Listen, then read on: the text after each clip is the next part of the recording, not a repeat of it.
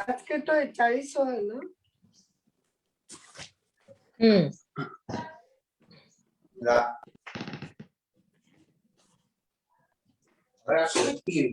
जय जिनेन्द्र। Vardhaman education and research institute की तरफ से आप सभी का उत्तराध्ययन सूत्र के 29वें अध्ययन सम्यक व पराक्रम के अध्ययन तथा विवेचन प्रोग्राम में बहुत बहुत स्वागत है। आज हमारा 40वां क्लास है। आज तारीख 15/12/2021। परम पूज्य प्रीति सुधा जी महाराज साहब की सुशिष्या स्वाध्याय प्रेमी पूज्य श्री संयम प्रीति जी महाराज साहब जी एवं सौ शकुंतला जी चोरडिया इनके मुखारविंद से उत्तराध्ययन अध्ययन की कड़ी चालू है और आप सभी जन बहुत ही अच्छी तरह से अध्ययन कर रहे हैं। इसलिए तहे दिल से आप सभी का बहुत बहुत स्वागत है। महाराज साहब जी एक साथ मथेन वंदामी, भाव पूर्वक मथेन वंदामी, श्रद्धा पूर्वक मथेन वंदामी। बोले भगवान महावीर स्वामी की जय, शांतिनाथ भगवान की जय, आचार्य भगवंत की जय। नमो अरिहंताणम, नमो सिद्धाणम, नमो आयर्याणम, नमो उवध्यायाणम, नमो लोए सवसाहूणम। एसो पंचन मुक्कारो सव पावपनाशनम। मंगलानं च सव्येतिं परमं हवै मंगलम, परमं हवै मंगलम। श्री विंदर स्वामी महाराज आपकी आज्ञा, भगवान आपकी आज्ञा, गुरु गुरुनी जी महाराज आपकी आज्ञा। उत्तराध्ययन सूत्र के 29वें अध्ययन पर चर्चा करने की, अर्थ करने की आज्ञा चाहते हैं। परम आदरणीय, परम वंदनीय, परम पूजनीय 2400 तीर्थंकर भगवान, पंच परमेष्ठी भगवान तथा ज्ञानी, ध्यानी, त्यागी, तपस्वी समस्त ऊर्जा महापुरुषों के चरणों में भाव पूर्वक वंदन। आराध्य गुरुदेव पूज्य श्री आचार्य भगवान तपसी जी महाराज साहब, पूज्य श्री माता जी महाराज साहब आदि समस्त उपकारी चरणों में भाव पूर्वक वंदन। संस्कार भारती वाणी भूषण पूज्य श्री प्रीति सुधा जी महाराज साहब के चरणों में भाव पूर्वक वंदन। यहाँ उपस्थित सभी श्रद्धावान, धर्म प्रेमी, श्रद्धावान जिज्ञासु भाइयों तथा सुशील बहनों। उत्तराध्ययन सूत्र का 29वां अध्ययन और 29वें अध्ययन का 38वां प्रश्न आज हमारा विषय है। 38वें प्रश्न में 38 नंबर का जो प्रश्न है उसमें पूछा गया है कि शरीर पचक खाणेनम भन्ते जीवे किम जनयन्। शरीर के प्रत्याख्यान लेने से जीव को क्या प्राप्ति होती है। अब शरीर के प्रत्याख्यान मतलब क्या? शरीर छोड़ने की चीज तो है नहीं, प्रत्याख्यान लेना यानी त्याग करना है। शरीर का त्याग कैसे किया जा सकता है, शरीर को कैसे छोड़ा जा सकता है, शरीर के प्रत्याख्यान कैसे लिए जा सकते हैं। शरीर और हमारा जीवन जो है वो शरीर और आत्मा दो तत्वों के साथ चलता है। शरीर अजीव है, पुद्गलमय है, और आत्मा है जो चैतन्य है और अरूपी है, चैतन्यमय है, अरूपी है। शरीर पुद्गल है, जड़ है, और आत्मा चेतन है। शरीर रूपी है, सब दिखता है, शरीर का आकार प्रकार सब कुछ दिखता है, छोटा बड़ा सब जितने भी प्रकार होते हैं शरीर के वो सारे दिखते हैं। आत्मा कभी दिखती नहीं है। दोनों एकदम भिन्न तत्व हैं, जीव और अजीव, शरीर और आत्मा दोनों एकदम भिन्न तत्व हैं। पर विशेषता ये है कि इन दोनों की मैत्री जो है वो अनादिकाल से है। वास्तव में देखा जाए तो मैत्री दोनों समान तत्वों में होती है। जो समान धर्म वाले होते हैं, समान स्वभाव वाले होते हैं, जो एक जैसे एक दूसरे का बराबर मन मिलता है, वहां पर मैत्री होती है। पर शरीर और आत्मा सर्वथा भिन्न है, कहीं पर भी दोनों का एक जैसा कुछ भी नहीं है, सर्वथा भिन्न है, अत्यंत अभाव है दोनों का एक दूसरे में। फिर भी दोनों की इतनी ज्यादा मैत्री है। शरीर के बिना आत्मा नहीं रहती है। शरीर यह संसार में परिभ्रमण करने वाली आत्मा का शरीर यह निवास स्थान है, और शरीर में ही आत्मा रहती है। और ऐसे शरीर का त्याग करना है, शरीर का प्रत्याख्यान लेना है। शरीर भले बदलता रहे, अनादिकाल से शरीर बदलते हैं, बार बार शरीर बदलते हैं, पर आत्मा के ऊपर शरीर का ऐसा प्रभाव है शरीरत्व का ऐसा प्रभाव है कि वो अनादिकाल से आत्मा के ऊपर चिपका हुआ है। आत्मा शरीर के बिना रह ही नहीं सकता। संसार में जो संसारिक आत्मा है वो शरीर के बिना रह ही नहीं सकती। इतना ज्यादा लगाव शरीर के साथ आत्मा का है। और इन्हीं दोनों को अलग करने के लिए ही बहुत सारी साधनाएं, बहुत सारे धर्म, सब लोग उसी के इर्द गिर्द अपना चिंतन मनन करते हैं और बहुत सारे उपाय बताते रहते हैं, बहुत सारी साधनाएं बताते रहते हैं। पर ये दोनों है कि एक दूसरे को छोड़ते नहीं हैं। तो फिर हमें यहाँ कहा गया है कि शरीर के प्रत्याख्यान लेना है। तो शरीर के प्रत्याख्यान कैसे किए जा सकते हैं? शरीर के प्रत्याख्यान, शरीर हमारे पास कौन सा शरीर? स्थूल शरीर जो है वो औदारिक शरीर है।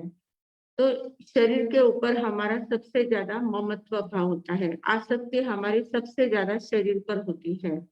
बाकी सभी चीजें 2 नंबर पर होती है, 1 नंबर पर हमारा शरीर होता है। हमें किसी कठिन प्रसंग में अगर बचना है तो हम बाकी की चीजों का ध्यान नहीं रखेंगे, बाकी के व्यक्ति का ध्यान नहीं रखेंगे, पहले अपने आप को बचाने का प्रयास करेंगे, अपने शरीर को बचाने का प्रयास करते हैं। तो शरीर के ऊपर सबसे ज्यादा आसक्ति हमारी होती है। तो कहा गया है कि शरीर प्रत्याख्यान, शरीर के प्रत्याख्यान कैसे किए जाते हैं? तो शरीर के प्रत्याख्यान करना मतलब शरीर के ऊपर जो आसक्ति है हमारी, जो शरीर के ऊपर आसक्ति है, उस आसक्ति को कम करना है, आसक्ति को घटाना है। ये वास्तविकता ध्यान में लेना है कि शरीर एकदम अलग तत्व है और आत्मा एकदम अलग तत्व है।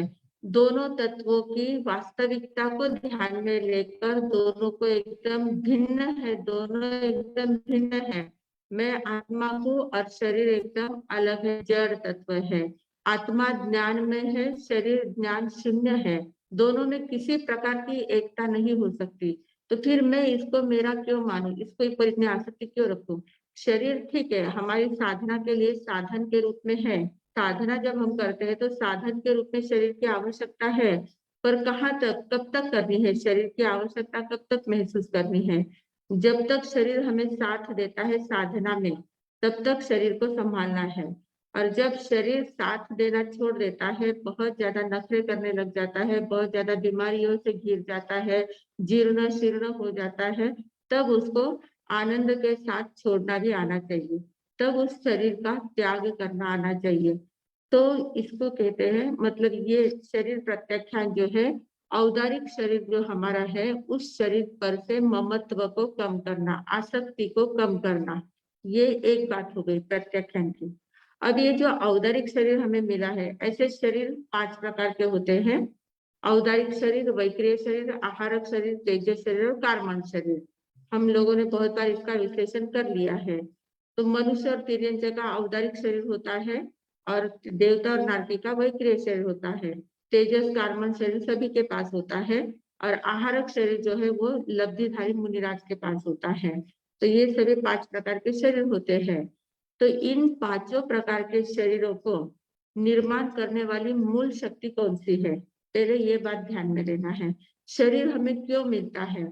ऐसा ही शरीर क्यों मिलता है? औदारिक शरीर है, इसमें ऐसा ही रंग रूप, हमारे आंखें, कान, नाक, हाइट, बॉडी, सब कुछ ऐसा ही क्यों मिला है? इसके पीछे क्या कारण है? तो इसके पीछे का कारण है, सबसे मूल में है हमारा कार्मण शरीर। कार्मण शरीर जो होता है, कार्मण शरीर यानी जो हम कर्म इकट्ठा करते जाते हैं, वो कर्म जो जहाँ पर संगठित होते हैं, संगठित होकर वो अपना एक स्वरूप बना लेते हैं, उसको कार्मण शरीर कहते हैं। और वो पूरी आत्मा पर, आत्मा को व्याप्त कर लेता है, आत्मा के ऊपर आवरण लाने का काम करता है। और वो कार्मण शरीर जो है, वो कार्मण शरीर सबसे ज्यादा महत्वपूर्ण है। कार्मण शरीर के कारण ही हमें जो भी शरीर मिलता है, औदारिक शरीर है, वैक्रिय शरीर है या आहारक शरीर है, जो भी शरीर मिलता है, जो भी शरीर हम प्राप्त करना चाहते हैं, कार्मण शरीर के द्वारा ही हमें प्राप्त होता है। और कार्मण शरीर के कारण ही हम इस शरीर पर ममत्व भी करते हैं, मोह जो करते हैं, आसक्ति जो रखते हैं, तो कार्मण शरीर के कारण ही इस पर आसक्ति हमारी रहती है। तो सबसे ज्यादा हमें महत्वपूर्ण काम क्या करना है? कार्मण शरीर को कम करने का प्रयास करना है। कार्मण शरीर जो हमने बहुत सारे कर्म इकट्ठा किया, और कार्मण शरीर ऐसा है कि हमने जो भी शुभाशुभ जितने भी प्रकार के कर्म बांधे हैं वे सारे कर्म एक चिप के जैसे उसमें जैसे हमारे चिप होती है ना छोटी, कंप्यूटर में अगर लगाते हैं तो सब कुछ डाटा उसमें दिखने लग जाता है। वैसे हमारे जितने अनादिकाल से जितने प्रकार के कर्म हमने बांधे हैं वे सारे कर्मों का लेखा जोखा उस कार्बन शरीर की चिप में होता है। और वो बराबर समय आने पर एक एक कर्म बराबर उदय में आते जाते हैं और एक एक फल हमें देते जाते हैं, एक एक शुभाशुभ कर्मों का फल देने का काम करता है। तो इतनी ज्यादा शक्ति इस कार्बन शरीर के पास है। तो इस कार्बन शरीर को हमें पतला करना है। जो गाढ़ा आवरण हमारे आत्मा के ऊपर आया हुआ है उस आवरण को कम करने का प्रयास करना है। और हमें संकल्प करना है कि मैं कर्म कम से कम बंध करूं, कम से कम मेरे कर्म बंध होंगे, ऐसा मेरा आचरण होगा। तो कम कर्म बंध क्यों कैसे कम होंगे? जब हमारी कषाय कम होगी, कषाय को कम करेंगे तो कर्म का बंध कम होगा। योग का निरोध करते जाएंगे, योग चंचलता कम होगी तो कर्मों का आना कम होगा। मतलब कषाय और योग के कारण हम कर्म बंध से मुक्त हो सकते हैं, कर्मों का त्याग कर सकते हैं, कार्बन शरीर का त्याग कर सकते हैं। तो कषाय और योग को जब हम साथ लेते हैं तो कार्बन शरीर का आना भी कम हो जाता है, जो आए हुए हैं वो भी फटाफट निकल सकते हैं, वे भी पतले हो सकते हैं, आवरण हमारा घट सकता है। तो कार्बन शरीर पर हमें सबसे ज्यादा काम करना है। तो ये जो यहाँ जो कहा गया है कि शरीर पचखानेनम बद्धे जीवे किम जनये, तो शरीर पचखान में हमें कार्बन शरीर के पचखान लेने हैं चाहिए कि मैं कम से कम कर्म बंध होंगे इस प्रकार से काम करूंगा। और जो भी कर्म बंध होंगे वो शुभ कर्म ही बंधेंगे, अशुभ कर्मों को तो मैं बांधूंगा ही नहीं। शुभ कर्मों को बांधूंगा और शुभ कर्म मुझे आगे आगे सहायता देंगे तो मैं अकर्म अवस्था तक पहुंच सकता हूँ। इस प्रकार की भावना भाकर इस शरीर प्रत्याख्यान को साधना चाहिए। तो कहा कि शरीर पचक खानेनम भन्ते जीवे किम जनये, इस प्रकार के शरीर के प्रत्याख्यान लेने से जीव को क्या प्राप्त होता है? तो कहा कि शरीर पचक खानेनम सिद्धाई सय गुण कीर्तनम निवत्तये, गुणत्तनम निवत्तये, निवत्तये, यानी कि शरीर के प्रत्याख्यान लेने से जीव को सिद्धातिशय गुण, सिद्धों के अतिशय गुण जो है उन गुणों की प्राप्ति होती है। सिद्धों में जो अतिशय गुण है, अतिशय यानी विशेष प्रकार के जो गुण होते हैं, तो वो उन विशेष गुणों की प्राप्ति हमें होती है। तो कौन से विशेष गुण है? अनंत ज्ञान है, अनंत दर्शन है, अनंत सुख है, अनंत चारित्र है।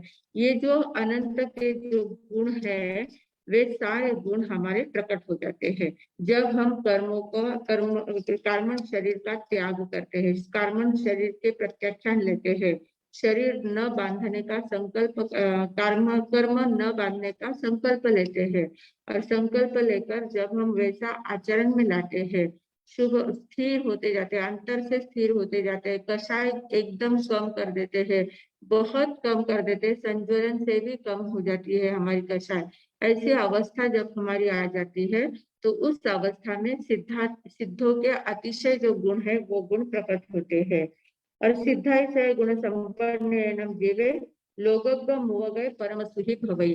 और सिद्ध के अतिशय गुण जब हमारे अंदर प्रकट हो जाते हैं, अनंत ज्ञान, अनंत दर्शन आदि जो गुण प्रकट हो जाते हैं, तो वो गुण प्रकट होने के बाद हम कहाँ पर हमारा निवास कहाँ होगा?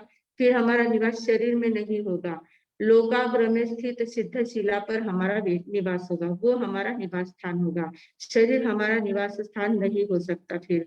तो इस प्रकार सिद्ध शरीर के प्रत्याख्यान करने से जीव को लाभ होता है।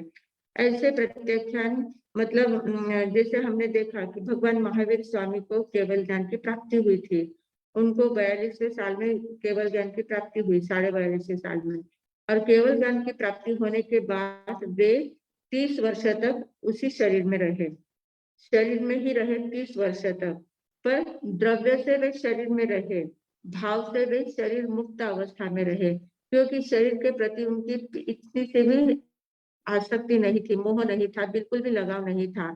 तो एकदम निरासक्त भाव से, शरीर में रहते हुए भी अशरीरी के भाव से, देह में रहते हुए भी विदेह के भाव में रहना, ऐसी अवस्था जब प्राप्त हो जाती है तब कहा जाता है कि शरीर के प्रत्याख्यान लिए है।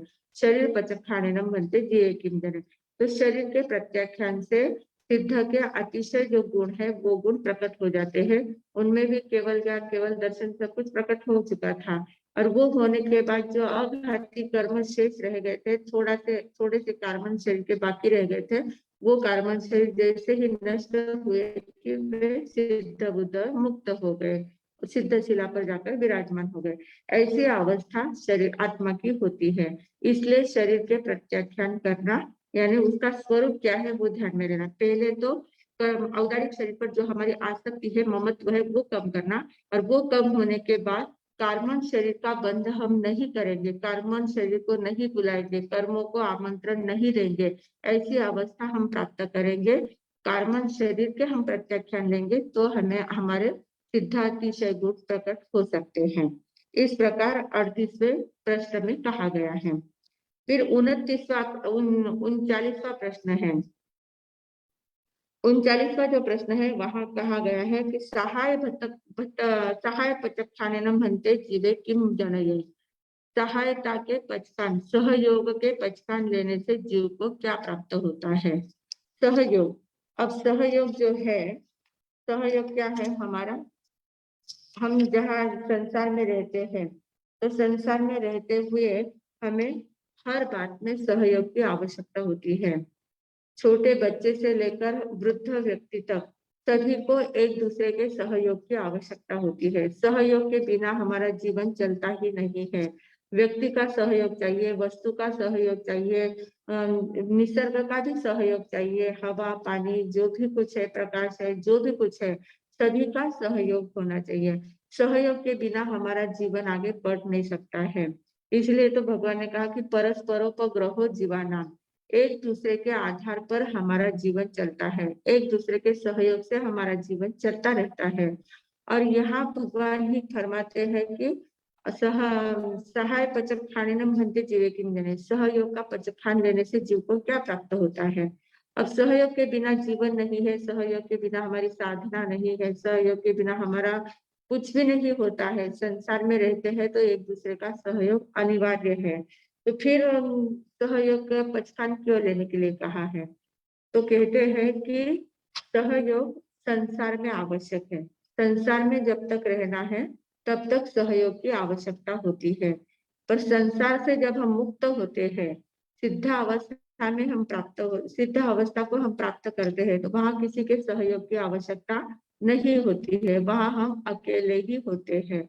तो वहां अकेले होते हैं, इसलिए उस एकत्व की साधना हमें इस शरीर में करनी है। वहां के अकेलेपन की साधना यहाँ से शुरू करनी है। तो इसलिए यहाँ सहाय पचखानेनम कहा गया, सहाय प्रत्याख्यान, सहयोग के प्रत्याख्यान लेना ऐसा कहा गया है। क्योंकि जहाँ दो होते हैं वहां द्वैत भावना, जहाँ द्वैत भावना होती है वहां द्वंद्व निर्माण होता है। दो होए कि वहां कुछ ना कुछ खटपट तेरी मेरी बात आ ही जाती है, और दो से अधिक हुए तो और भी ज्यादा संघर्ष बढ़ते जाते हैं। हम सहयोग लेते भी है और सहयोग के कारण से एक दूसरे के साथ रहते हुए संघर्ष भी हमारे अंदर होते रहता है। शांति का अनुभव नहीं हो सकता है, अशांत भी होते जाते हैं। सहयोग आवश्यक भी है, सहयोग के कारण अशांत भी होते जाते हैं। पर जिस समय आत्मा को साधना करनी होती है, साधक जब साधना के मार्ग पर चलता है, तो साधना के मार्ग पर चलने वाले को किसी के सहयोग की जरूरत नहीं लेनी नहीं चाहिए, सहयोग किसी का नहीं लेना चाहिए। क्योंकि सहयोग अगर लिया तो साधना के मार्ग पर चलते हुए आगे सिद्धि तक वह नहीं पहुंच सकता है। सहयोग लेना यानी दूसरे के ऊपर डिपेंड होना है, किसी से अपेक्षा रखना है, कोई मुझे मेरा इतना काम कर देगा, मेरी इतना सहयोग कर देगा तो मेरा काम आसान हो जाएगा। किसी के मदद की जरूरत आवश्यकता जब हमें प्रतिभाषित होती है तो वो मतलब हम परावलंबी होने का चांसेस हमारे ज्यादा होते हैं। साधना हम कर रहे हैं पर हमारा जीवन परावलंबी होता है, उसने मुझे सभी प्रकार की सुख सुविधा दी तो बहुत अच्छा है, वातावरण एकदम अनुकूल रहा तो मेरी साधना अच्छी रहेगी, बहुत ज्यादा गर्मी हुई तो मैं साधना नहीं कर पाऊंगा, इसलिए मुझे ठंडक की आवश्यकता है, पंखा चाहिए, कूलर चाहिए, एसी चाहिए, ये सब कुछ वस्तु रहेगी तो मेरी साधना अच्छी होगी। मतलब दूसरे के ऊपर जब हमारी साधना डिपेंड हो जाती है तो फिर वो सहयोग वो साधना सिद्धि तक नहीं पहुंच पाती, क्योंकि दूसरे पर जब हम परावलंबी बन जाते हैं तो परावलंबे सपने हो सुख नाही। परावलंबी जो बन जाता है उसको सपने में भी सुख नहीं मिल सकता है, क्योंकि दूसरे का कोई भरोसा नहीं होता है, अन्य व्यक्ति का भरोसा होता ही नहीं है। हम दूसरे के ऊपर डिपेंड रहते हैं और वो दूसरा व्यक्ति कब हमें धोखा देगा उसका कोई भरोसा नहीं होता है।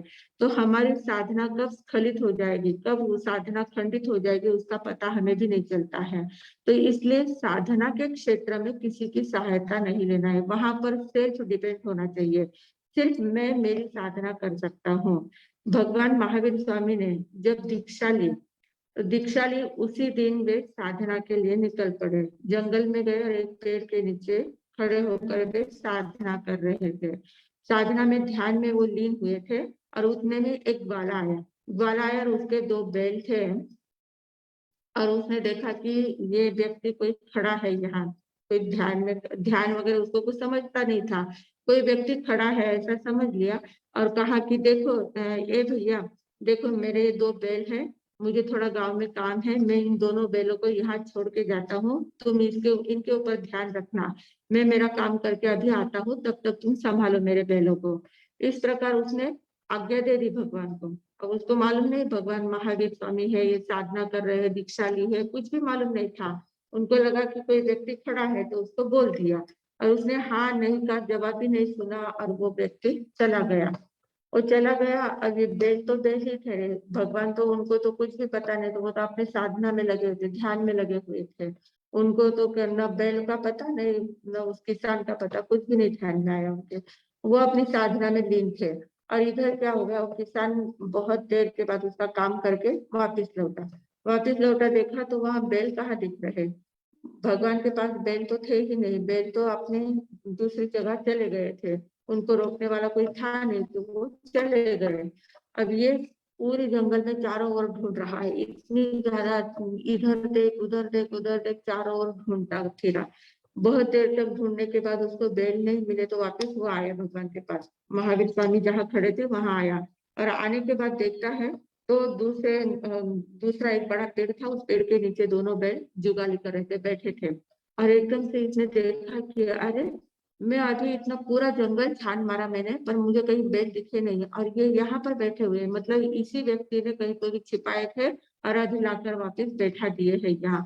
तो उसको उसने आव देखा ना था, एकदम से उसके पास रस्सी थी, रस्सी ली और भगवान के ऊपर प्रहार करना शुरू कर दिया, क्योंकि तुमने मेरे बैलों का ध्यान नहीं रखा और कहीं पर छिपा के रखे थे और मुझे इतनी तकलीफ पड़ी, मैं इतना घूम घूम के आया हूँ, इतना पूरा जंगल छान मारा और मुझे बैल नहीं मिले और यहाँ पर बैल बैठे हैं, तूने छिपाए थे और वापिस अभी लाके रख दिए।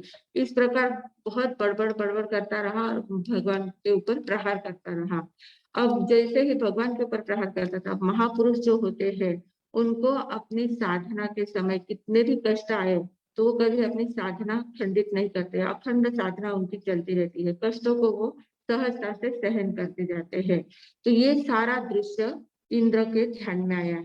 स्वर्ग में जो इंद्र थे, शक्रेंद्र महाराज, इंद्र भगवान जो थे उनके एकदम से ध्यान में आया कि अरे भगवान दीक्षा ली है, अभी जो तीर्थंकर बनने वाले हैं उन्होंने दीक्षा आज ही दीक्षा ली है और उनकी साधना में इतना बड़ा व्यत्यय आया, इतना बड़ा उपसर्ग उनके ऊपर आया है। तो इंद्र तुरंत वहां पर अवतरित हुए, वहां पर आए और आने के बाद उन्होंने ग्वाले को एकदम डांट लगाई कि तुम ऐसे कैसे मार सकते हो, वो साधना कर इतने बड़े साधक है उनको तुम मार रहे हो, भागो यहाँ से करके उसको भगा दिया।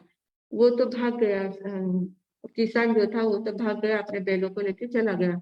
फिर इंद्र ने उसने देवेंद्र ने क्या किया कि वो जो किसान था उस किसान को ही वो मारने लग गया, भगाया नहीं पहले, उनको मारने लग गया। जैसे ही किसान की आवाज, अब किसान तो किसान ही था, उसको जैसे ही मारा गया तो चिल्लाने लगा जोर जोर से। तो भगवान की तब एकदम ध्यान धारा टूटी, अरे उनको स्वयं को जब मारा जा रहा था तब उनकी ध्यान धारा टूटी नहीं थी, ध्यान उनका अखंड चल रहा था। पर जैसे ही किसान के चिल्लाने की आवाज आई, दूसरे के कष्ट जब देखते हैं, महापुरुष जब दूसरों के कष्ट देखते हैं तो वो सहन नहीं कर पाते, तब द्रवित हो जाते हैं। स्वयं को कितना भी कष्ट पड़ा तो उनको कोई फर्क नहीं पड़ता है।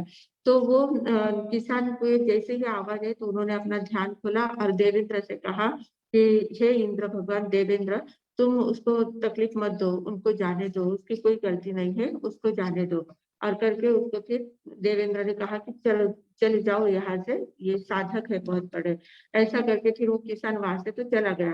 फिर देवेंद्र ने भगवान से कहा कि भगवान, आज आपका पहला ही दिन है, दीक्षा लिए हुए पहला ही दिन है, और पहले दिन इतना बड़ा उपसर्ग आया है, आपको इतनी तकलीफ हुई है, इतना उसने इतना प्रहार किया है आपके ऊपर। तो मैं ऐसा करता हूँ, आपकी अगर आज्ञा हो तो मैं आपकी सेवा में रहता हूँ, आप अपनी साधना करो, मैं आपको कोई डिस्टर्ब नहीं करूंगा, सिर्फ आपकी रक्षा करूंगा। कोई भी ऐसा आएगा, कोई उपसर्ग देगा, कोई कुछ मारेगा, कोई पीटेगा, कोई गालियां देगा, जो भी कुछ कोई करेगा मैं उनको रोकने का काम करूंगा, मैं आपको तकलीफ नहीं होने दूंगा, आपकी निर्विघ्न साधना होगी। इस प्रकार इंद्र ने जब विनंती की तो भगवान महावीर स्वामी ने कहा कि हे देवेंद्र, साधना पथ जो होता है वो एकदम अकेले को चलना होता है, वहां किसी के सहयोग की आवश्यकता नहीं होती है। सहयोग के द्वारा, सहयोग के कारण, सहयोग के साथ अगर हम साधना करते हैं तो वो साधना कभी सिद्धि तक नहीं पहुंच पाती है।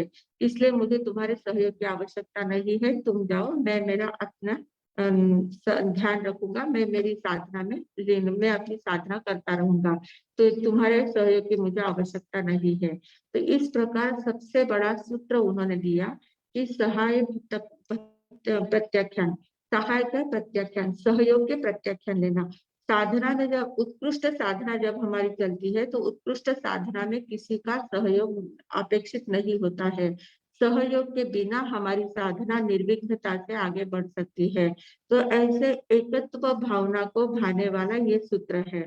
एकत्व भावना की शुरुआत करने वाला, एकत्व भावना में जीने वाला, एकत्व भावना के महत्व को बताने वाला, और एकत्व भावना में कैसे रहना चाहिए, उसकी आदत कैसे लगानी है, उसका अभ्यास कैसा करना है, वो बताने वाला ये सूत्र है। बहुत मूल्यवान सूत्र है। साधना के क्षेत्र में एकत्व भावना और स्वावलंबत्व, स्वावलंबनत्व, इन दोनों को बताने वाला ये बहुत मूल्यवान सूत्र है, इतना महत्वपूर्ण सूत्र है। अकेला रहना, अकेले में जो आनंद आता है, साधना अकेले ही करते हैं, क्योंकि साधना में जो साधना होती है वो हमारी अपनी साधना होती है, किसी के सहयोग से साधना नहीं हो सकती, कोई किसी को संकेत दे नहीं सकता। बहुत लोग ऐसे कहते हैं कि हमने उन गुरुओं की संकेत ली है। संकेत लेने देने की चीज नहीं होती है, संकेत यानी सम्यक्त्व, सम्यक्त्व लेने देने की चीज नहीं होती है, किसी के कृपा से प्राप्त नहीं होती है। सम्यक्त्व के लिए हमें अपना ही पुरुषार्थ करना पड़ता है। हम जब पुरुषार्थ करते हैं, हमारा जब पुरुषार्थ सही मार्ग पर चलता है, तभी हमें वो प्राप्त हो सकता है, किसी के देने से लेने से नहीं हो सकता है। सम्यक्त्व का मार्ग बताया जा सकता है, पर उस मार्ग पर हमें ही चलना पड़ता है। कोई सहयोगी हमारी अंगुली पकड़कर कोई चला नहीं सकता उस मार्ग पर, तो हमें ही वो बात करनी होती है। तो ये जो साधना का श्रेष्ठतम मार्ग होता है वो अकेले को ही पार करना पड़ता है, किसी के सहयोग की वहां अपेक्षा नहीं होती है। तो जब साधना की उच्चतम अवस्था में हम पहुंचते हैं तब हमें किसी के सहयोग की जरूरत नहीं होती, सहयोग लेना नहीं होता है, हम अकेले करते हैं। तो उस अवस्था तक पहुंचने के लिए अभी से हमें ये आदत लगानी है कि हम कम से कम सहयोग से काम करें। जो हमें सहयोग करने वाले, अब घर में बहुत लोगों को ऐसी आदत होती है कि घर में 4 लोग होते हैं पर 8 नौकर चाकर रखते हैं, 8-10 नौकरों को रखते हैं, हेल्पर लोगों को रखते हैं। तो मतलब हर एक काम के लिए उनको सहयोग की आवश्यकता होती है, हर एक काम को हेल्पर चाहिए, हेल्पर के बिना एक भी कदम आगे बढ़ नहीं सकते हैं, ऐसी भी आदत लोगों को हो जाती है।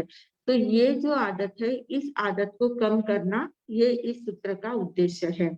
जो हम इतने ज्यादा दूसरे के ऊपर डिपेंड हो जाते हैं और उस कारण से हम एकदम आलसी बन जाते हैं, हम अपना काम भी स्वयं नहीं कर पाते हैं, अपने काम के लिए भी हमें किसी के सहयोग की आवश्यकता होती है। तो इतना ज्यादा जो हम दूसरे के ऊपर डिपेंड हो जाते हैं, इस डिपेंड भावना को कम करने के लिए इस सूत्र को बताया गया है कि सहयोग के प्रत्याख्यान लेना है। आज मैं दिन भर किसी के सहयोग के बिना अपना पूरा काम मैं अकेली करूंगी। इस प्रकार से संकल्प करना है। धीरे धीरे सहयोग कम लेने का प्रयास करना है। व्यक्ति का सहयोग पहले कम करना है, फिर निसर्ग का अपने आप धीरे धीरे कम होता जाएगा, वस्तुओं का कम अपने आप होता जाएगा। वस्तुओं का भी सहयोग कम से कम लेना है। जो काम आप पहले कैसे था, पहले इतना अपना काम हम खुद करते थे, आजकल मशीन इतने आ गई है, मशीन की दुनिया आ गई है, फटाफट फटाफट मशीन काम कर देती है। हम एकदम निकम्मे हो गए, सिर्फ बटन दबाने का काम हमारा होता है, बाकी सब काम अपने आप होते जाता है। तो इतने ज्यादा हम परावलंबी बनते जा रहे हैं। तो ये परावलंबित्व से स्वावलंबीपन के पास आने के लिए, स्वावलंबी बनने के लिए ये सूत्र बताया गया है कि हम कम से कम सहयोग लें, किसी का सहयोग हम कम से कम लें। अकेले रहना बहुत अच्छा लगता है, पर अकेला कौन रह सकता है? जो समझ पूर्वक अकेला रहता है। साधना के क्षेत्र में तो अकेले ही रहना चाहिए, पर ऐसे भी एक अकेले रहने की आदत हमें ज्यादा लगानी चाहिए, क्योंकि जहाँ दो चार होते हैं वहां द्वंद्व निर्माण होता जाता है। तो जब भी समय मिले हम एकत्व की साधना करने का प्रयास करें। अकेले बैठना है, अकेले कुछ ध्यान साधना करना है, किताब पढ़ना है, जो भी करना है, अपना चिंतन मनन करना है, वो अकेले में करना है। दिन भर किसी के, बहुत लोगों को क्या हो जाता है, अकेले रहे तो उनको बोरियत महसूस होती है। उनको एकदम कैसे तो भी होता है, उनका जी घबराने लगता है, किसी को तो भी बुलाते हैं या किसी को फोन करेंगे, फोन के ऊपर बातें करते रहेंगे, कोई तो भी उनको चाहिए दूसरा, उसके बिना वे रह नहीं सकते। अकेले व्यक्ति रहने में जी घबराता है, बहुत लोगों का जी घबराता है, वो अकेले नहीं रह सकते। घर में से कोई सब लोग कहीं बाहर गए हैं तो अकेला रहना एकदम उनका जी घबराने लग जाता है। वो भी किसी के घर पे जाके बैठ जाते हैं, किसी को अपने घर बुला लेते हैं या किसी के घर वो चले जाते हैं। मतलब इतने संस्कार हमारे ऊपर पड़े हुए हैं कि हमें किसी की आवश्यकता होती ही है, किसी के बिना हम नहीं रह सकते। तो ये जो हमारी आदत है, इस आदत को बदलना चाहिए। हमें जैसे भी मौका मिले अकेला रहने में आनंद महसूस करना चाहिए।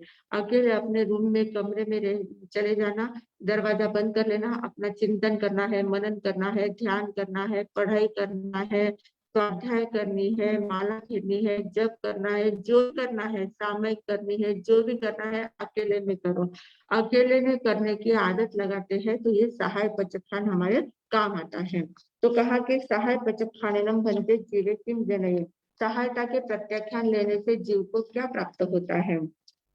तो कहा कि सहाय पचखानेनम एगी भावम जनये, सहायता के प्रत्याख्यान लेने से एक ही भाव, एकत्व भाव को प्राप्त होता है। अब जो ऐसे भी अकेला आया है, अकेला ही जाने वाला है, साधना भी करनी तो अकेले में ही करनी है, अपने को ही करनी है। जो भी कुछ करना होता है, खाना भी खाना है तो हम अकेला ही, अपना खाना हम ही खा सकते हैं। हमारा खाना और कोई खिला नहीं सकता हमें, हमें ही अपना खाना पड़ता है। मुंह में कौर भी दिया तो चबाना तो हमें ही पड़ता है, करना हमें ही पड़ता है, पचाना हमें ही पड़ता है, निगलना हमें ही पड़ता है। तो वो अपना काम हमें ही करना पड़ता है, फिर थोड़े से के लिए दूसरे की सहायता क्यों चाहिए? तो जब सहायता के पचखान लेते हैं तो एकत्व भावना हमारी जागृत होती है। अकेलेपन में आनंद आने लगता है, अकेलेपन में स्थिर होने में मजा आने लग जाता है। तो एक ही भावम जनये, एक ही भाव भुवे वियनम जीवे एकम भावे माने।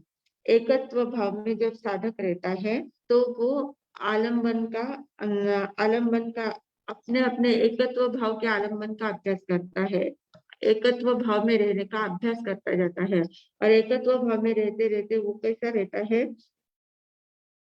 अप सद्दे, अप झंझे, अप कलहे, अप कसाये, अप तुमम तुम्हें संजम बहुले, संवर बहुले, समाहे ज्ञानी भवई। मतलब जब अकेला व्यक्ति रहता है तो अकेला व्यक्ति अपने आप से तो बातें नहीं कर सकता है, तो शब्द, अल्प शब्द, अप सद्दे यानी अल्प शब्द वाला होता है। शब्दों का उच्चारण करना ही नहीं है, शब्द बोले ही नहीं है। अकेला रहा है तो किससे बातें करेगा? बातें करने का सवाल नहीं आता है, तो शब्दों का कम उपयोग होता है। अपशब्द यानी शब्द कम उपयोग में आते हैं। सिर्फ जब विचार करते हैं तो विचार हम शब्दों के द्वारा ही विचार करते हैं, तो उससे मन में विचार थोड़े बहुत चलते हैं, उसमें शब्दों का उच्चारण होता है, उसमें शब्दों का उपयोग होता है, पर वे बहुत अल्प शब्द होते हैं। तो अपसद्य यानी अल्प शब्दों का उच्चारण होता है। अपझंझे, अपझंझे मतलब जो झंझट तैयार, कोई दो व्यक्ति रहे तो दो व्यक्तियों में वाद विवाद उत्पन्न हो जाते हैं, विवाद उत्पन्न हो जाता है, तो विवाद यानी झंझट उत्पन्न हो जाती है, एक दूसरे से बोलने झगड़ा वगैरह शुरू हो जाता है। तो अकेले रहे तो किसके साथ झगड़ा करेंगे, झगड़े की बात आती ही नहीं है, झंझावात वहां से निकल जाता है।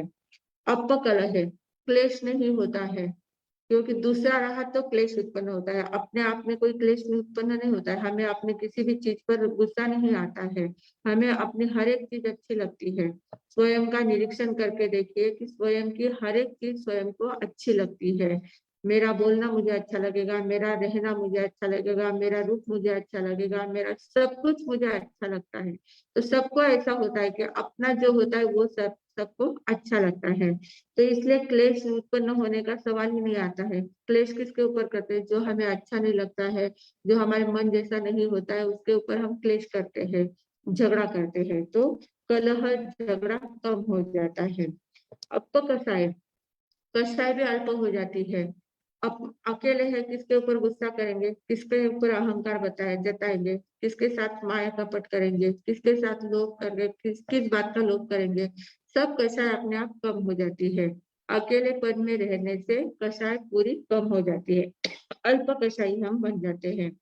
अब तुम तुम्हें, तू मैं का बात होती ही नहीं है, दूसरा कोई है ही नहीं, सिर्फ मैं हूँ, तू है ही नहीं, तो फिर तू मैं करने की बात होती ही नहीं है, तो तू मैं की भी अल्पता आ जाती है। फिर संयम बहुले, संयम बहुले यानी संयम में बहुलता आ जाती है, संयम आत्म संयम में बहुलता आ जाती है, आत्म संयम अपने आप बढ़ने लग जाता है, आत्म स्थिरता अपने आप बढ़ने लग जाती है। संयम बहुले संवर बहुले, संवर बहुले यानी मन वचन काहे की भी स्थिरता जैसे जैसे बढ़ती जाती है तो संवर होता है। संवर यानी आते हुए कर्मों को रोकना है, तो आते हुए कर्म अपने आप रुक जाते हैं, संवर हो जाता है। संवर में बहुलता होती है, बहुत ज्यादा संवर हमारा बढ़ने लग जाता है, संवर की भावना बढ़ने लग जाती है, संयम की भावना बढ़ती है, संवर की भावना भी बढ़ती जाती है। समाहिए यावी भवई, और फिर क्या होता है, समाधि भाव में हम रहने लग जाते हैं, तो समाधि भाव हमारा जागृत हो जाता है। तो कितने फायदे होते हैं, एकत्व, एकत्व भावना के कितने फायदे होते हैं। हम अकेले हैं, अपने आप में स्थिर है, शांत है, न कषाय है, न झंझट है, न किसी प्रकार का क्लेश है, न किसी प्रकार का राग द्वेष है, न तू है, न मैं है, न कुछ भी नहीं है, एकदम अपने आत्म संयम में स्थिरता बढ़ जाती है, आत्म संयम बढ़ता है और संवाद भावना बढ़ जाती है और समाधि भाव भी बढ़ता जाता है। इतने फायदे सहाय पचक खंड के होते हैं।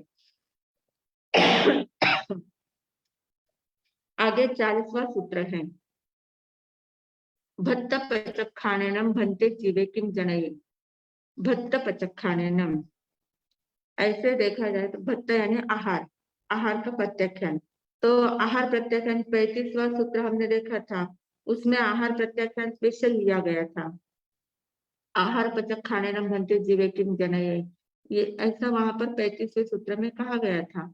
तो फिर वहां आहार का कहने के बाद वापिस ये भत्त प्रत्याख्यान का सूत्र लेने की क्या आवश्यकता थी, ऐसा प्रश्न उत्पन्न होता है।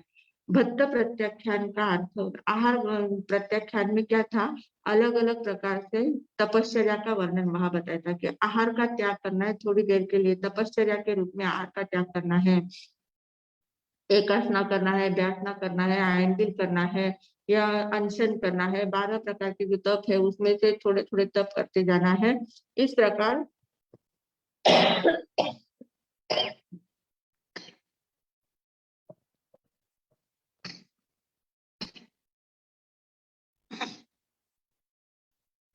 आहार प्रत्याख्यान में तपश्चर्या का महत्व बताया गया था, थोड़ी थोड़ी देर के लिए आहार का त्याग करना है, कैसे तपश्चर्या करनी है, कैसे आहार का त्याग करना है, वो बताया था।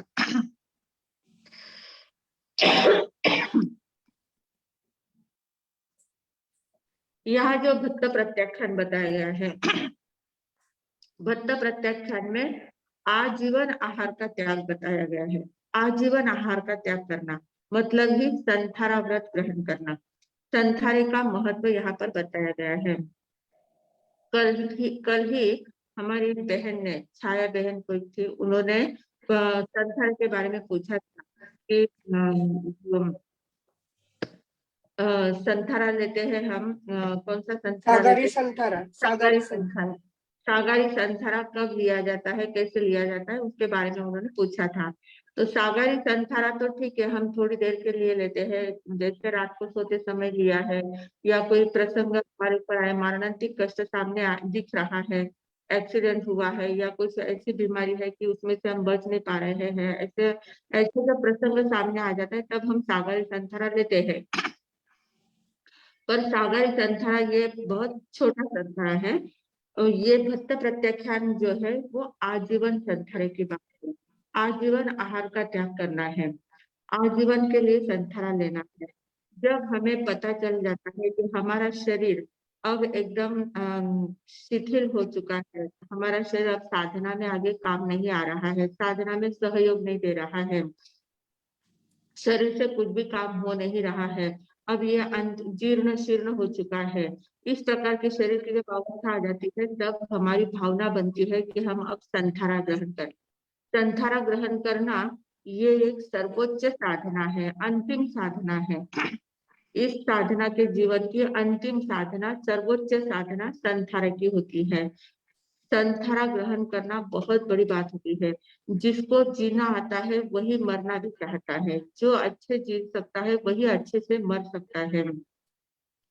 जो जीवन में महोत्सव पूर्ण जीवन बनाता है उसके मृत्यु भी महोत्सव बन सकता है। जो जिसका जीवन श्रेष्ठ रहता है उसकी मृत्यु भी श्रेष्ठ होती है। तो इस प्रकार श्रेष्ठ जीवन जीने के, श्रेष्ठ जीवन जीकर श्रेष्ठ मृत्यु को प्राप्त करना, ये भट्ट प्रत्याख्यान का लक्ष्य है। तो संथारा ग्रहण करना ये हमारा अंतिम लक्ष्य होना चाहिए, हर एक व्यक्ति का लक्ष्य है कि मैं जब भी मेरा अंतिम समय आए तो मुझे 2 घड़ी का तो भी संथारा आना ही चाहिए। संथारा ये बहुत बड़ी साधना है हमारी। जो लोग इस साधना को साधना के रूप में नहीं मानते हैं वो लोग इसको आत्महत्या भी कहते हैं। बीच में बहुत एक बवंडर उठा था, कुछ लोगों ने कहा था कि ये जैन लोग आत्महत्या करते हैं, संथारा के नाम से आत्महत्या करते हैं, बहुत ज्यादा विषय निकला था, कोर्ट कचहरी भी उस बात की हुई थी। पर जब कोर्ट में भी ये पता चला कि संथारा ये आत्महत्या नहीं है बल्कि साधक की साधना का अंतिम पड़ाव है। जब मृत्यु हमें सामने दिख रही है तो हम स्वेच्छा से सभी चीजों का त्याग कर देते हैं और अपने आप में रमन करते हैं, आत्म भाव में रमन करते हैं, धर्म ध्यान में लगे रहते हैं और धर्म ध्यान करते करते अपने मृत्यु को महोत्सव बनाते हैं। इस प्रकार की साधना इस प्रकार की साधना यहाँ पर कही गई है। तो ये भट्ट प्रत्याख्यान बहुत बड़ी साधना है, उत्कृष्ट साधना है।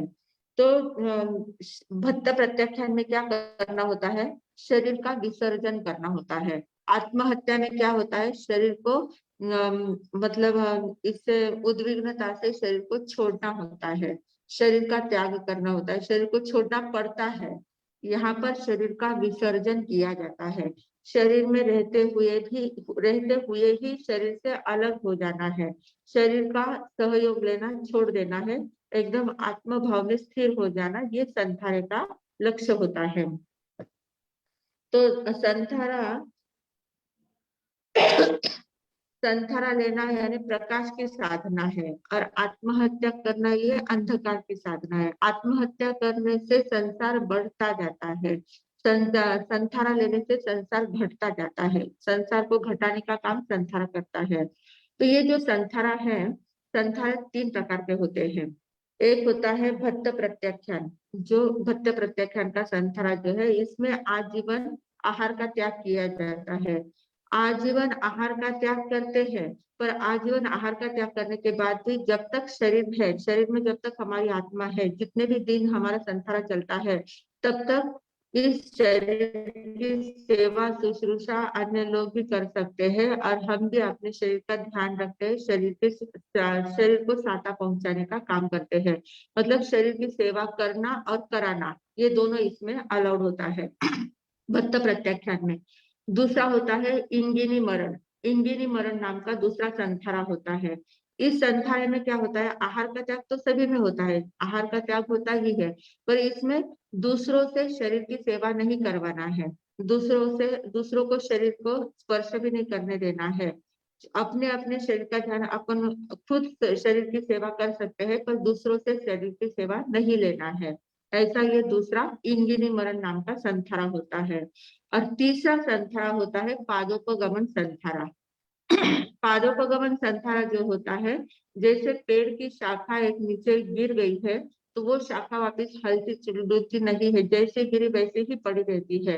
ऐसे संथारा लेने के बाद, पादोपगमन संथारा लेने के बाद जिस अवस्था में हमारा शरीर है उसी अवस्था में रहता है, उसमें हलन चलन तक नहीं की जाती, आंख की पलक भी झपकाई नहीं जाती है, इतना ज्यादा स्थिरता उसमें आ जाती है। उसमें सेवा करने वालों का तो सवाल ही नहीं आता है, अपन खुद भी सेवा नहीं करना है, शरीर की करना कराना सब बंद हो जाता है, एकदम सिर्फ दृष्टा भाव में स्थिर होना है। उत्कृष्ट दृष्टा भाव उसमें आ जाए, दृष्टा भाव की उच्चतम अवस्था इसमें प्राप्त होती है। ऐसा पादोपगमन संथारा होता है कि जिसमें जैसी अवस्था में पड़े हैं वैसे ही अवस्था में रहना है, करवट भी नहीं बदलना है, हाथ की अंगुली भी नहीं हिलाना है, आंख की कीकी भी नहीं, पलक भी नहीं झपकाना है, कुछ भी नहीं करना है, एकदम स्थिर जैसे काष्ठवत पड़े रहना है। पादप यानी वृक्ष, पादोपगमन कहते हैं ना, तो पादप का अर्थ वृक्ष होता है। वृक्ष पादप क्यों कहते हैं, वो वृक्ष जो होता है वो पैरों से पानी पीता है, उसके मूल में नीचे पानी डाला जाता है ना, पैरों से पानी पीता है, इसलिए उसको पादप कहते हैं। तो वृक्ष के समान, वृक्ष जब गिर जाता है और गिरने के बाद वैसे जैसा पड़ा है वैसा ही पड़ा रहता है, वो बढ़ता भी नहीं है, हलन चलन करता है, कुछ नहीं करता है, तो वैसी अवस्था शरीर की हो जाती है। जब ये पादोपगमन संथारा लिया जाता है तो उसके वृक्ष के समान पड़ा तो पड़ा ही रहना है, जिस अवस्था में बैठे तो बैठे, सोए तो सोए, लेटे तो लेटे, जिस अवस्था में अंतिम समय में पचखान लिए है उसी अवस्था में स्थिर रहना है। ऐसा ये पादोपगमन सर्वोत्कृष्ट संथारा कहा जाता है। तो ऐसे संथारे की विधि लेना ये भक्त प्रत्याख्यान का लक्ष्य है। भक्त प्रत्याख्यान, भक्त प्रत्याख्यानेन भन्ते विवेकिन जनैः भक्त प्रत्याख्यानेन अनेगाइन भवसयाइन निरुंभे।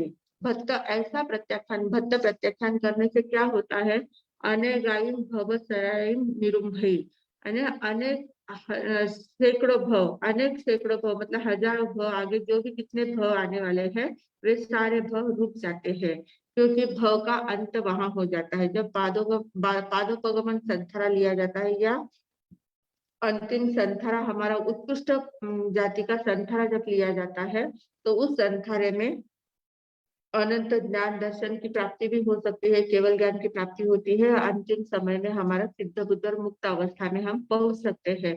मतलब ये भक्त प्रत्याख्यान हमें सिद्धावस्था तक पहुंचाने का काम करता है। अनेगाइन भवसयाइन निरुंभई, भवसयाई में सैकड़ों भव, अनेगाई मैंने अनेक सैकड़ों भव, निरुंभई यानी रुक जाते हैं, मतलब आगे वाले होने वाले जो भी भव है हमारे वो सारे रुक जाते हैं और हम बहुत जल्दी से सिद्ध बुद्ध और मुक्त हो सकते हैं।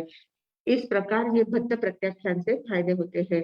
तो आज हमने 3 प्रश्न देखे हैं। शरीर प्रत्याख्यानेन भन्ते विवेकिन जनैः, शरीर प्रत्याख्यान, कौन से शरीर का प्रत्याख्यान मुख्य है, एक तो औदारिक शरीर के ऊपर जो ममत्व भाव है, आसक्ति है, वो कम करना, ये स्थूल शरीर प्रत्याख्यान हुआ। और सूक्ष्म शरीर प्रत्याख्यान कौन सा है, कार्मन शरीर का प्रत्याख्यान लेना, कर्म कम से कम बांधना है, कर्म बंधन में प्रत्याख्यान लेना है।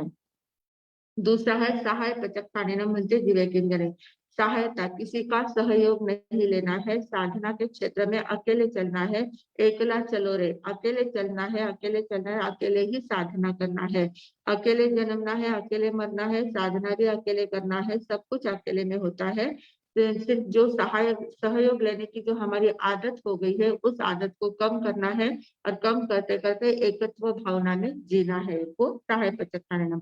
और भत्त पचत्थानेनम यानी आजीवन तक हमें आहार का त्याग करना है, अंतिम समय हमारा सुधारना है।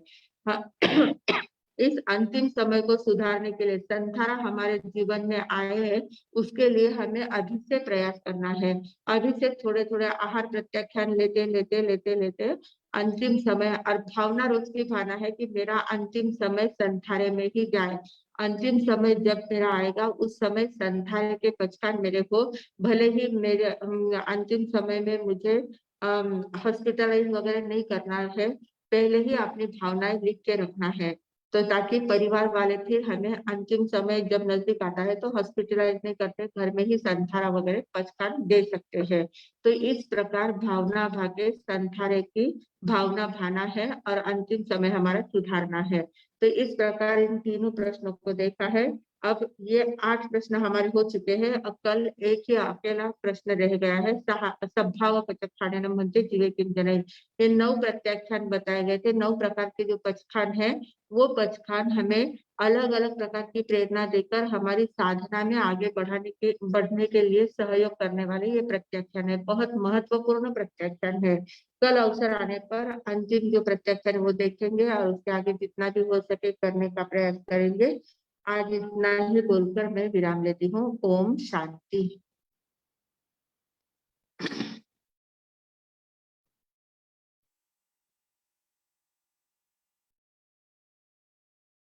चतुर्थी। मध्यान्ह वर्षा। हाँ, इस सम्यक्त्व पराक्रम के अध्ययन में जो नए प्रश्न हम रोज सुन रहे हैं, प्रत्याख्यान के बारे में भी आज जब सुनते हैं तो लगता है कि किस तरह से प्रश्न पूछे गए हैं। कभी विचार भी नहीं कर सकते कि शरीर का प्रत्याख्यान करने से क्या फायदा होगा या किसी की सहायता छोड़ने से क्या फायदा होगा। तो गौतम स्वामी जी की क्या कृपा है हमारे पर कि हमें ध्यान साधना में लीन करने के लिए कितने तरह तरह के प्रश्न उन्होंने पूछे हैं। और हमारे साहब आप इतना अच्छा विश्लेषण दे रहे हैं कि सभी के दिमाग में वो बातें अच्छी तरह से बैठ गई है। शरीर के प्रत्याख्यान करने से जीव को क्या प्राप्ति होती है, यह प्रश्न सुनना ही पहले तो एकदम ये लगा था, लेकिन जब विश्लेषण सुना तब पता चला कि जो हमारी आसक्ति है, कि शरीर के प्रति जो आसक्ति वो किस तरह से कम करना, इसका सुंदर विश्लेषण हमने सुना है कि शरीर और आत्मा दोनों भिन्न तत्व हैं।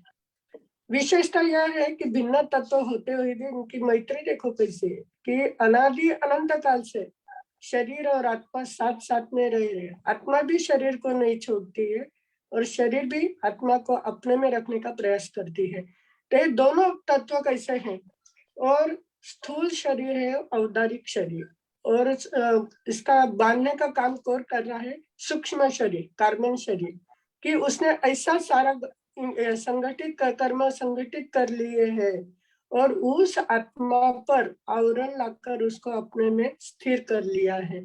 तो ये जो स्थूल शरीर कार्बन इस दोनों से मुक्त कैसे होगा, तो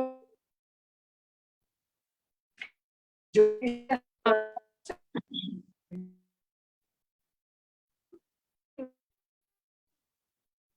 आवाज नहीं आ रही।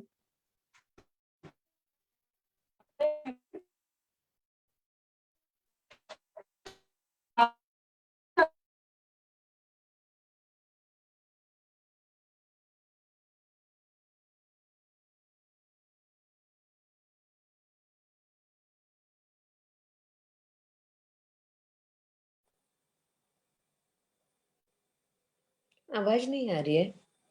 नहीं ना, आवाज नहीं है।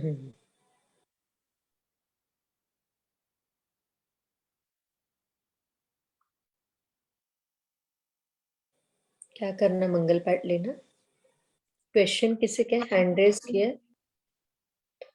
सुहास कोठारी जी, आपको अनम्यूट करें।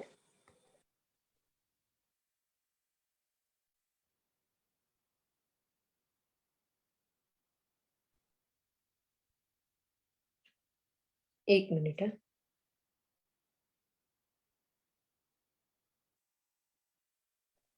जा रही है क्या? हाँ अभी आ रही है, अर्चना आप जा रही है? अभी आ रही है, अभी आ रही जो भी शुभ अशुभ अनादिकाल से कर्मों का हमने जो लोग लेखा जोखा इकट्ठा किया है, तो ये जो शरीर है, ये क्या कार्बन शरीर क्या करता है, चिप के समान काम करता है कि जो भी हमने गाढ़ा आवरण लाया है किसके कारण आया, सारा कर्म कार्बन शरीर ने इकट्ठा किया है। तो इन दोनों शरीर से मुक्त होने के लिए हमें ममत्व छोड़ना पड़ेगा। तो ममत्व जब हम छोड़ेंगे तो कैसे छोड़ेंगे, कैसे कम करेंगे, तो कर्म बंध, कर्मों के बंधन से मुक्त हो सकते हैं। और योग पर अगर हमें योग साधा हमने, तो हमारे जो आने वाले कर्म है वो रुक जाएंगे। तो शरीर के प्रत्याख्यान करने से सिद्धों के जो अतिशय गुण है,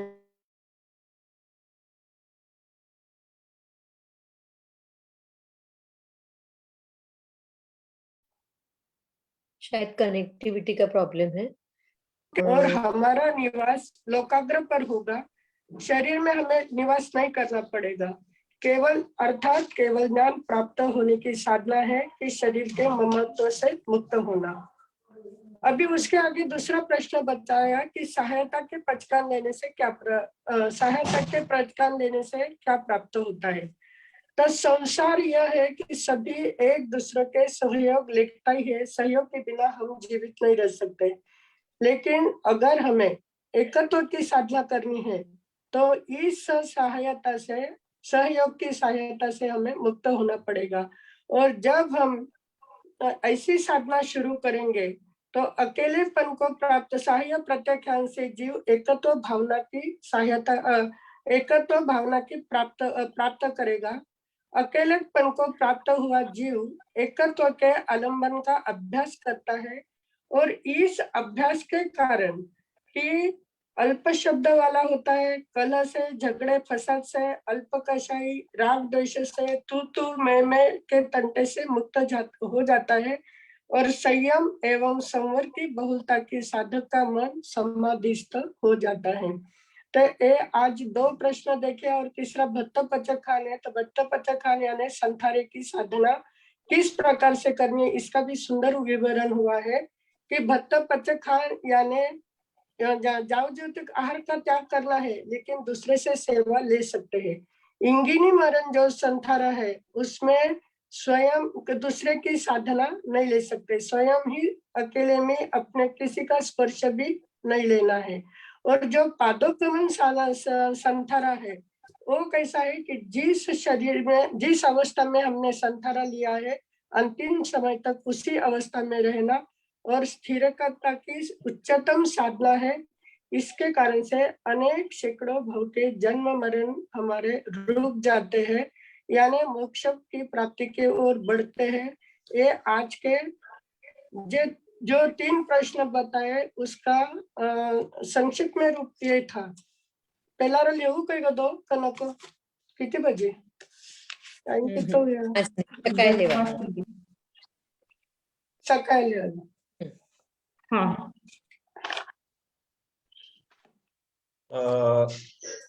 चिन्मय जी है, शीतल जी है, मैं अनम्यूट कर रहा हूँ प्रश्न उत्तर के लिए।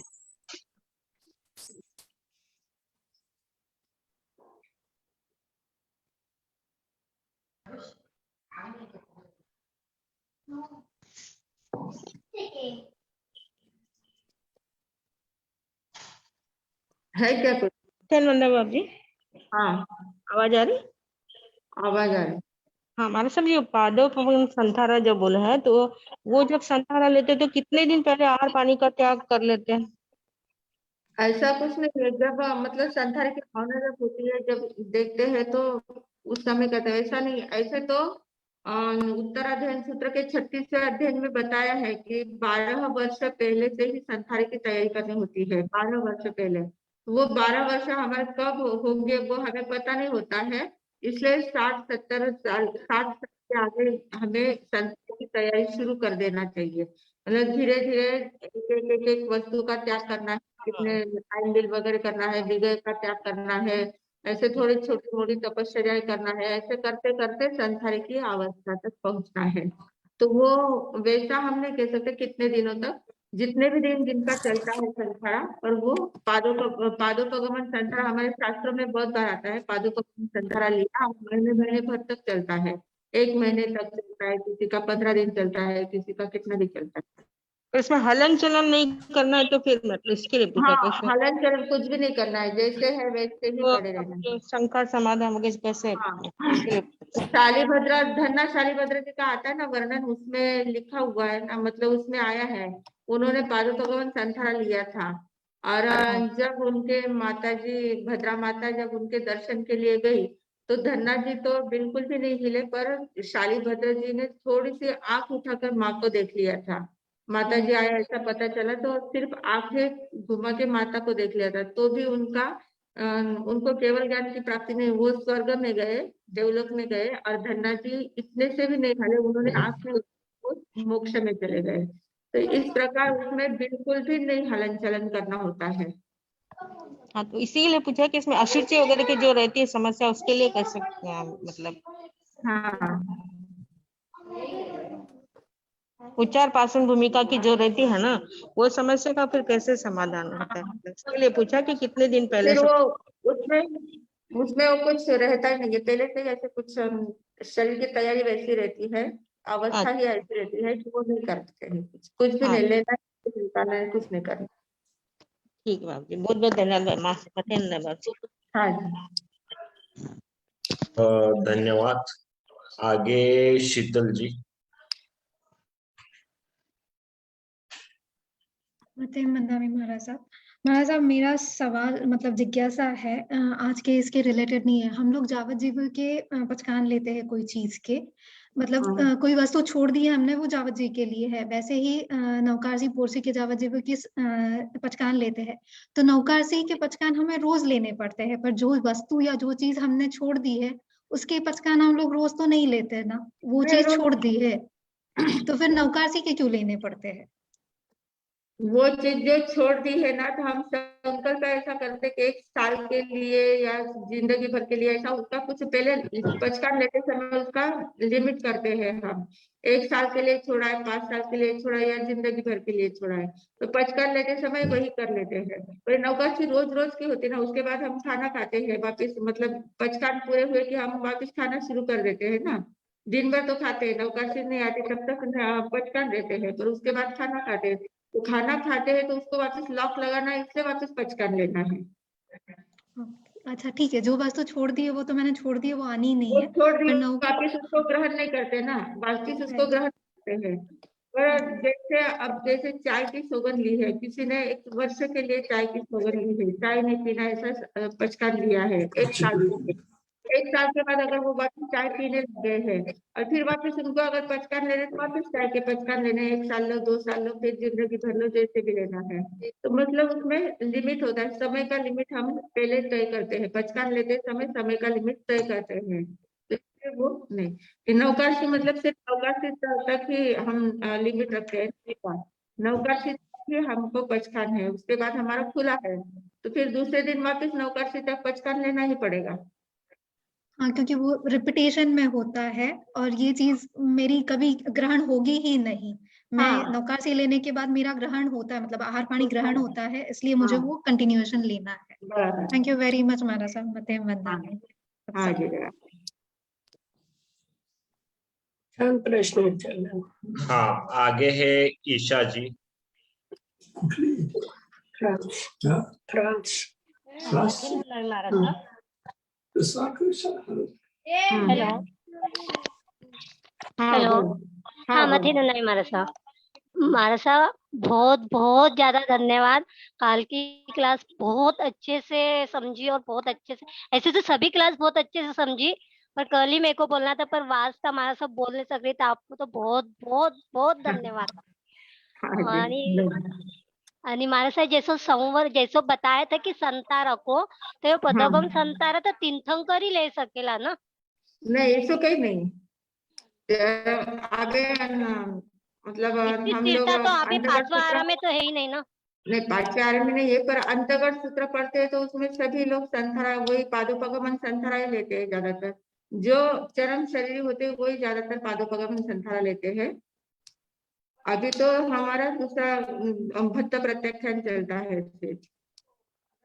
और 2 नंबर को संतारा कौन सा बताया हमारा सा? इंगिनी ईगले मरण संथारा, तो कई इंगिनी मतलब मरण। कैसो रे वे हो? मतलब उसमें यही 55 ऐसे ही होते हैं, सिर्फ उसमें दूसरे की सेवा नहीं लेना है। दूसरा कोई अपने शरीर को हाथ नहीं लगा सकता है, सिर्फ हम अपना उठना बैठना हम कर सकते हैं, पर दूसरा हमारा कोई सहायता नहीं कर सकता है, कोई सेवा नहीं करना, दूसरे से सेवा नहीं करवाना है, हम अपनी सेवा कर सकते हैं, स्वयं करे। अच्छा. स्वयं कर सकते हैं। आणि कालेजी को बताया था ना माझं आपण जो सोमवार का पचका ले सका ना, जैसे अपना हाँ, घर का आगार है, बारे हाँ, का जिको भी क्षेत्र काले वित्तारा पचका लेके हमारा घर का आगार है, तो इतना पाप से तो अपन बच सका ना, हाँ, हाँ, ले सकते। चाले ना वैसो. हाँ, हाँ, तो हीरा पचकान किस टाइप का रे में, जरा जैसे आपल्याला क्षेत्र मर्यादा करनी है कि हमारा घर का आगार माने बाकी बाहर का सबका पचकान.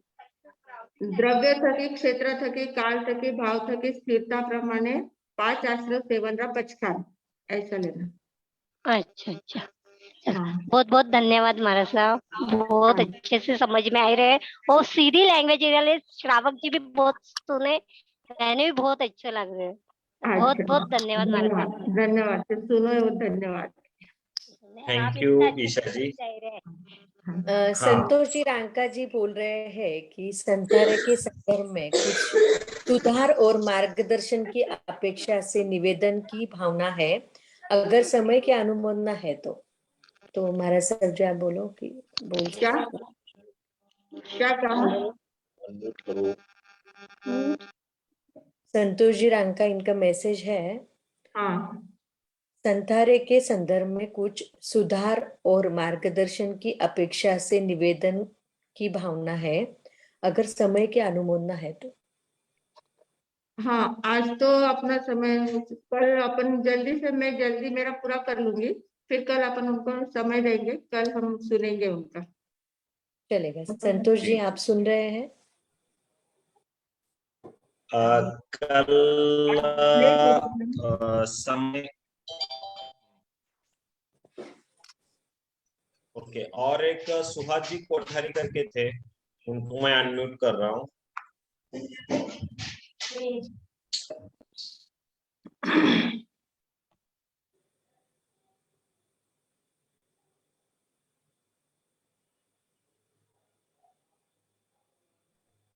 कौन है?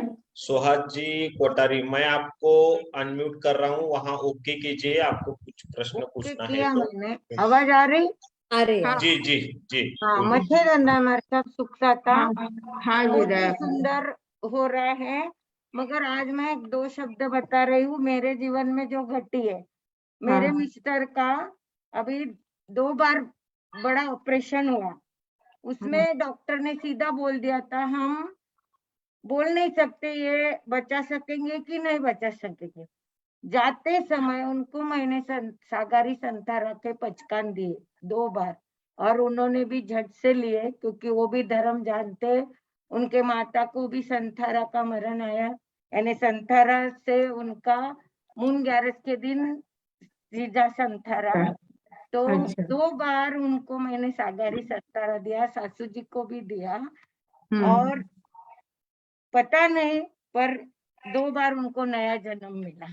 अरे वाह, बहुत अच्छा। ये बात मेरे को बतानी थी। हम अपनी तैयारी रखते हैं ना, तो फिर कुदरत बराबर हमें सहायता करती रहती है। वही हम हुआ है, हम चमत्कारी हुआ है। दोनों बार उन्होंने झट से लिया, उन्होंने भी कोई उसमें ये नहीं, क्योंकि वो धर्म ध्यान समझते हैं, करते हैं। बराबर। और ये बात मेरे जीवन में घटी है।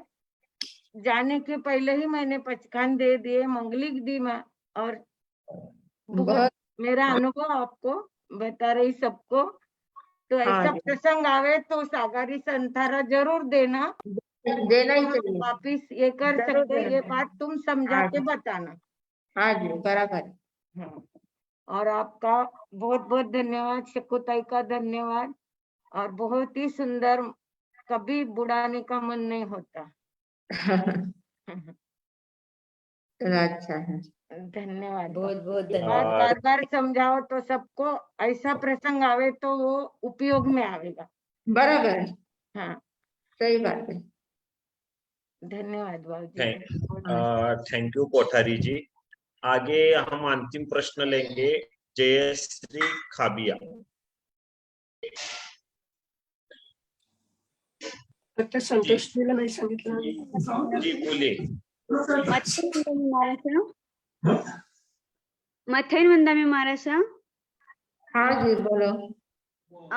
हम रात को सोते समय सागरी संथारा अगर लेते हैं तो हाँ। मतलब हर रोज भी हम अगर अभी से लेते हैं तो ब्रह्मचर्य का पालन भी आवश्यक है उसमें, अगर सागरी संथारा लेना है तो? सवाल ही नहीं, बराबर करना ही होता है। सभी प्रकार का प्रत्यक्षान लेने के बाद पूरा चौविहार भी होता है और सभी प्रकार के प्रत्यक्षान होते हैं उसमें, तो उसमें महत्व आ ही जाता है। बहुत बहुत धन्यवाद मारसा। हाँ हाँ। थैंक यू जयश्री जी।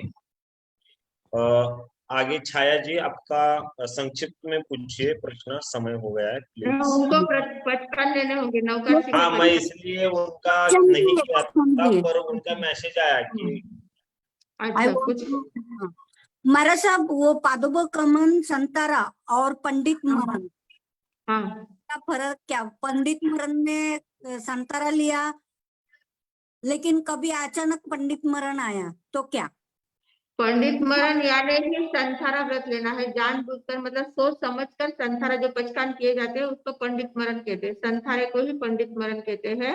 और दूसरा बाल मरण होता है, जो अपने बिना ध्यान में आए मृत्यु हो जाती है, वो बाल मरण होता है। पंडित मरण यानी संथारे के साथ मरना, जागरूक पूर्वक मरना, उसको पंडित मरण कहते हैं। अच्छा, पचकान। हाँ, थैंक यू महाराज साहब। मथेन वंदामी। शांती शांती शांती उगय सूर्य नवकार शिरा उपरांत नाही खापी जे चारी पचकान हात जोडेगिने नवकारसी पोरसी देड पोरसी जिचा धारा उसा उपेक्षित पचकान तस म्हणते पडी कमे निंदे गरी ये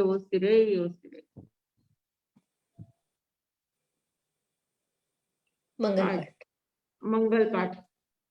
ओम शांति शांति शांति। गुरुदेव की आज्ञा से चत्तारी मंगलम अरिहंता मंगलम सिद्धा मंगलम साहु मंगलम केवली पन्नतो धम्मो मंगलम। चत्तारी लघुत्तमा अरिहंता लघुत्तमा सिद्धा लघुत्तमा साहु लघुत्तमा केवली पन्नतो धम्मो लघुत्तमो।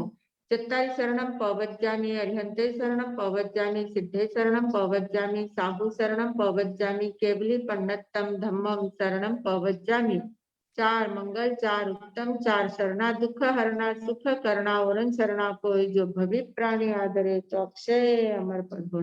बोले भगवान महावीर स्वामी की जय, आचार्य भगवंत की जय, पूज्य श्री माता जी महाराज साहब की जय, वाणी भूषण संस्कार भारती पूज्य श्री प्रीति सुधा जी महाराज साहब की जय, सब साधु संतन की जय, आज के आनंद की जय। सम्यक दर्शन का मार्ग दिखाने वाले, सम्यक दर्शन की कला सिखाने वाले परम पूज्य संयम प्रीति जी महाराज साहब जी को बहुत बहुत धन्यवाद। आभार आभार आभार। हाँ जी।